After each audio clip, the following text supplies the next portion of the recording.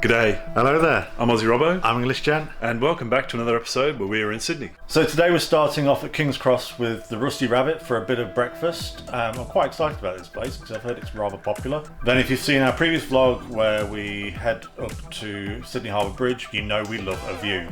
And today should be rather spectacular, hopefully.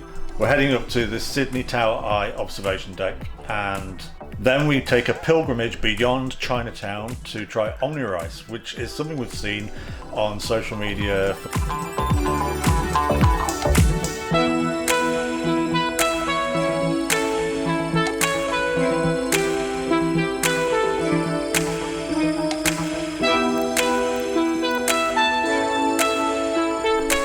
So Darren, Hello. we just had dinner at the Rusty Rabbit. Well, a late brunch, I guess. So I found out Rusty Rabbit from a friend who we're staying with. Thank you, Justin. We'd also driven past it the other day while on our way to go around Oxford Street, which is kind of like the main gate of the centre. I looked at their online presence and it looked really cool. I thought, it looks like it's right up our alley because they're into sort of like superheroes and stuff as well, and Star Wars, etc. Very heavy on the merch. So I wasn't sure what to expect in regards to the food. However, their avo dukkha with a side of hash brown for me was amazing, really tasty. I'm not normally one for eating lots of cherry tomatoes, and that was laden with it, but it worked so well, especially with pomegranate and loads of really, really beautiful feta. My only criticism for mine would have been poached egg. I would like to have either had 2 small poached eggs or 1 large poached egg, just to give you a bit more to spread around through the meal. But I would honestly give that avo dukkha 5 Kenobis out of 5. Wow. Coffee was also really good. I had a flat white. I normally take 2 sugars, I only took 1 for that one. But yeah, the coffee was lovely. What did you have, your big Aussie dream boat? So I had exactly the same as Darren, only I had bacon instead of the hash brown. As Darren said, it was really nice. Quite different again to the other ones we've had in the previous days because I noticed that we only had 1 egg. But I noticed that there was more avocado on the toast, a lot more kind of seasoning, a lot more feta, and a lot of seeds. And so it was a great combination. Just very different in flavours and breakdown again. But 4.5 shrimps on a barbie for me. Oh, so close. So close to a no crumbs left.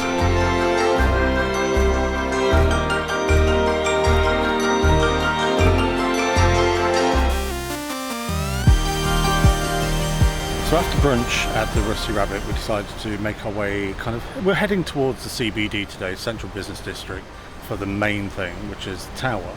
But we thought we'd take like a nice scenic route. So we're coming down sort of Oxford Street, which is like the gay village area, and then coming on to what they have as Hyde Park.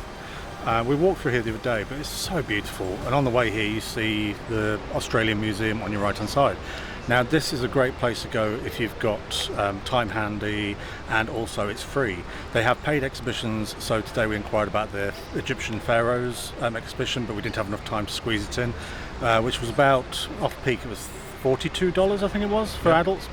And we didn't want to rush it, so we just basically declined, but went and had a look at the rest of the museum, especially the Australian kind of, the Sydney bit, and about the animals and the wildlife. And it was really beautiful. For a free museum, that is a beautiful, beautiful museum and well worth a visit if you've got time. Maybe on a rainy day like we had this morning, it started to rain, but it's starting to clear up.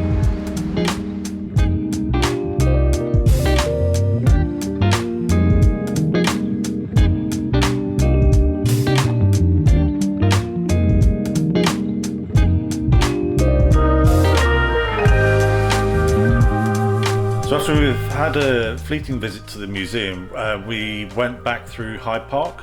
Hyde Park's a great little central kind of hub, and it's a beautiful park as well. Loads of space, loads of kind of like areas to sort of sit, relax, take in our favourite birds, and yeah, it's a great link into the sort of main part of the city, which is where you're going to find, above a Westfield shopping centre, the observation deck, which I was quite surprised about being in part of a shopping centre. So in the Westfield, it's like every Westfield to be honest, but this is actually quite nicely laid out. But there are loads of cafes and places to eat, so we decided to finally get a traditional Lamington. I had a coffee, I think you had a juice, was it? Yeah. And then we also found one of my favourite stores here in London, and what we've now discovered is around the world, which is Pop Mart, which are basically blind boxes, and yeah, I'm a little bit obsessed. But let's get to the observation deck. So right by where we were having the Lamington, there are a bunch of elevators that go up, and the observation deck is located on the 5th floor. You can get there by the escalators as well. On the 5th floor is where the food court is. It's very well signposted, and you also walk through there to get to the observation deck. So Darren, we just got off the Sydney Tower Eye. How was the experience for you? Yes, the Sydney Tower Eye was something I wasn't really expecting much from in regards to views. But when we were going up in the lift, my ears popped like twice. And I was like, oh, this is actually going very high. And when you come out, it is quite breathtaking. There's not really much else up there. You can do like a skywalk, where it's one of those where you get all suited up, go out exposed on the rail and walk around that way. That ain't going to happen with us. However, for me, I was actually dizzier than when we were going up the ones in New York in the US in last December. This I had a weird feeling of I felt all the time up there I was swaying. It probably was, I don't know. The Eiffel Tower does it, so why wouldn't this do it? But yeah, amazing views. The only thing I will say is if you're expecting to see clear views of the harbour, you're not going to get it. Everything's got construction and other like larger towers in front of it, but you still get a good view of the harbour and beyond. Kind of surprising how much you can get detail-wise through the sort of physical binoculars they've got there, the spy binoculars. You can pinpoint some really nice bits, but it's quite heavy and hard to control, and it's free though, so yeah. Yeah, I'm glad we did it. I don't think I'd do it again. Maybe if we would do it coming in a few years' time and it was a definite clear day where it was beautiful and sunny, I'd do it, or at night time where you're going to see all the lights. But for us, yeah, it was good. It was fun, and we didn't stay that long. It was kind of up and done, come back down, do a 360, down again. Yeah, I think it was quite an odd little experience. So the cost was for us $20 each, because if you book online before you go, you get a massive discount. So it starts around $35 if you pay in the place, or it can get more expensive, I believe, if it's like a peak time or weekend. But if you book online, it costs $20, and you also get the photos included as well. So the photos that they give you, you take some photos at the start, and then we'll show you what they look like. Yeah, the digital now. Yeah. And then you get digital copies of those for free, and then they try and sell you the booklets and stuff, but you don't really need that, to be honest. And then you once you scan through, there's 3 elevators you can use. They take about a minute or so, I believe. It felt like it was quite long compared to New York. They're very small as well. Yes. Quite claustrophobic. That's really, I didn't realise it was that cheap though. That's actually really cheap. Yes. Really cheap. Yeah. Good value then. That works out about £12 per person. Yeah. That's really good value for what experience you get, and you're not rushed up there, are you? So yeah. So in terms of the experience, once you get to the top, you've got a 360-degree view. For me, I didn't feel too safe up there. I know there's nothing happened in however long it's been built, but it's a very thin structure, very thin, supporting structure for this large kind of looking roundabout kind of observation deck, what you call it. You're more scared of heights than I am. So I have more of a fear of heights, and I could feel it from the moment I got out of the elevator. For the whole time I was walking around, I think I did 2 or 3 laps in total. There is a dark kind of film on the outside, as if it was like sunglasses to kind of block the sun coming in a bit. So my camera didn't pick it up too well, but I think yours did hopefully picked up better. Yeah. And there are binoculars that you can look through, or what are they called? I call them binoculars, but I guess it's... Yeah. So there are like binoculars or things that telescopes that you can look through to kind of get close looks down below. To be honest, I realised how many people were looking through them. I was like, I didn't want to touch them, to be honest. I very carefully poke my eyes on them, that's it. So I didn't want to touch those.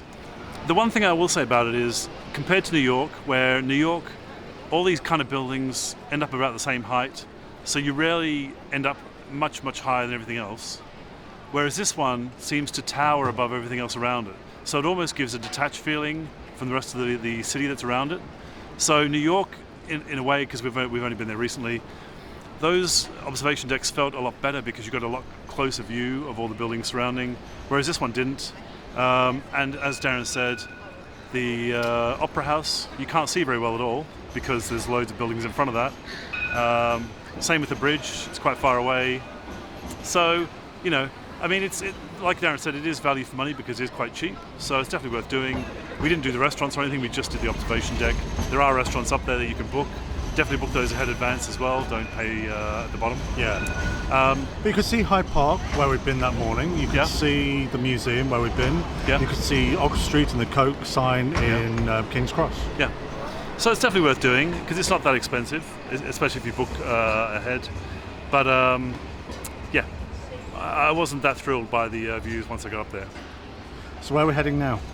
We're going to head to Chinatown. Darren wants another store to look at. He's got another toy store to check out. And then we're going to head off and check out this food place that I've been looking at on Instagram that I've really wanted to go to. Some magic egg trick. Yeah. Cool.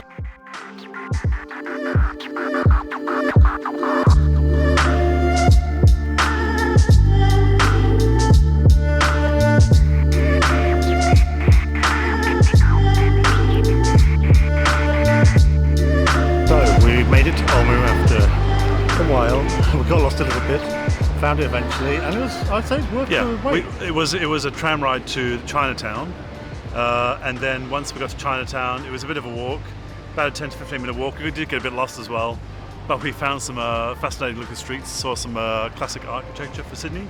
Yeah, but we found it, and was it worth the hype? So yeah, first of all, I saw this place on Instagram, and so they essentially cook like a fried rice type thing, and then they cook an omelette in a contained ball, and then they slice it open, and it kind of just falls all over the rice. So I was really curious about this whole thing, and I wanted to try it. Yeah, I was willing to try it. I like an omelette, so why not? So after the hike, we finally did get there. Very small restaurant, very nice, kind of tucked away. Super friendly. Yes, and we got a table, and then you scan the QR code, and that brings up the menu, so we'll show you that now. We both decided to order the same thing, which is the omelette rice with the omelette on top, and it comes with like a beef sauce, I believe. And yeah, the guy came over and he explained that he wasn't too sure about, because you can now actually elect as one of the options to look at the omelette being cut open as part of the whole process. Yeah, it's part of a pageantry, it's part of the theatre of the production of the omelette. You're ordering from your table, so it's all done via the website, and you scan. We'll pop this in here. You scan from your table, put the table number in, then select your items, and then you can put add-ons, and one of those is indeed the I'd like to watch it being cut open. Didn't know how that was going to work, because we didn't know whether they brought it to the table or if you went over to them, but he actually came over to us initially, didn't he? And he didn't. Well, he explained that he was a bit nervous about doing it, because we both asked for cheese in the omelette, and he wasn't too sure about cooking with cheese, but I elected to have mine without cheese just in case to get it right. And then he called me over and I started filming, and obviously it all turned out right. He did the cheese one really good as well, so that worked as well. But yeah, and then what did you think? Really tasty. It's not going to be, I mean, it depends on what you add to it. For me, I had cheese with mine, then the actual omelette, and then the sauce, and then the sort of what I would say is special fried rice kind of vibe. It almost tastes like a mushroom risotto. Almost tastes like a mushroom risotto. And yeah, it was great. It was very filling as well with a big egg. I thought it was beautiful. I would give it a 4 Kenobis out of 5. And I also had one of the special cream sodas, which is a blue Hawaiian cream soda, which is basically an ice cream float. The blue, I don't know what, it didn't taste so much at all, almost like as if it was some sort of melon or something that didn't have a strong taste. But it was very refreshing because it had ice and the ice cream in it. Yeah, I really enjoyed the omelette. The omelette was great. The rice was really nicely cooked, and the beef sauce was quite subtle, so it wasn't like hugely overpowering in terms of flavour. I actually wish I'd ordered the katsu chicken, which I saw someone else order as well on the table near us. And I wish I'd put that on the order. It's one of those things where you kind of see the prices adding up, and in Australian dollars it looks a lot more than what we're paying in pounds. But then actually I would have wished I'd just ordered the chicken on top. But For me, 4 shrimps on a barbie.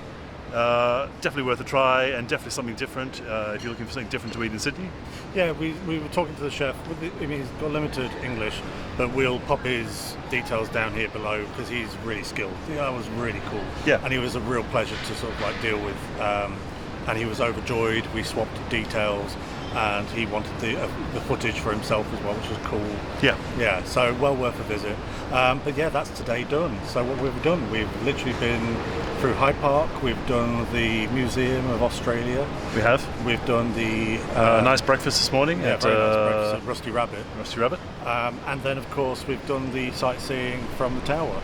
I hope you've enjoyed it. We certainly have. It's a very tiring day, and it's coming to early evening now here.